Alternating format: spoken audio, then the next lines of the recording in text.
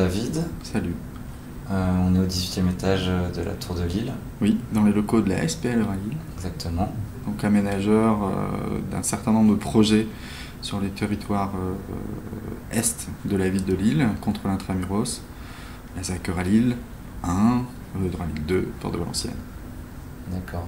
Donc dans vos métiers d'urbaniste, la maquette a une place toute particulière. Alors, dans nos métiers, plus particulièrement d'aménageurs et dans nos relations qu'on peut avoir avec nos urbanistes, maîtres d'œuvre urbains, l'outil maquette, historiquement, est assez important.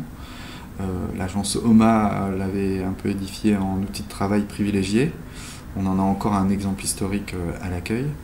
Et aujourd'hui encore, on travaille beaucoup en maquette à différentes échelles.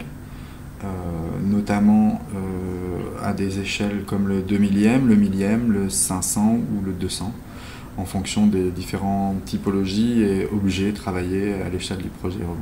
En ce qui concerne les jurys concours, tout ça, vous avez une méthode particulière? Plus particulièrement sur l'attribution des différents lots de projets qui sont déclinés tout au long d'une opération, on a mis au point depuis à peu près une dizaine d'années un système de travail avec une maquette au 200e d'un ensemble constitué qui peut représenter de l'ordre de 3, 4 à 5 hectares et qui sont constitués en morceaux pouvant être assemblés à la demande un peu n'importe où et sur lequel on vient identifier et à chaque fois raccrocher des projets qui se constituent progressivement tout au long de l'histoire du projet.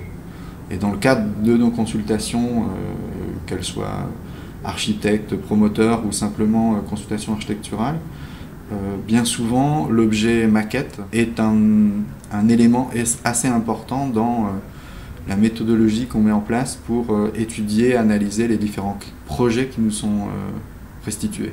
Donc malgré son format parfois un petit peu lourd ou encombrant, pourriez-vous vous passer de la maquette dans vos métiers? Non, on a essayé dans diverses consultations de travailler uniquement avec l'image et la perspective. La 3D dynamique, on ne l'a jamais vraiment utilisée. Elle sous-entend peut-être encore moins qu'avant, mais elle sous-entend toujours d'être équipée de matériel. Mais on aurait du mal quand même à s'en passer, puisqu'on la décline en images, en photos. Ça permet de l'emmener un peu partout pour la montrer et pouvoir discuter dans le cadre de même la mise au point du projet. Et même si la maquette réalisée au stade esquisse n'évolue quasiment pas jusqu'à la fin et la réalisation du projet, elle est toujours une base de travail et de réflexion justement dans la mise au point de ces projets architecturaux tout au long de la vie, de la mise en place du chantier et ça jusqu'à la livraison.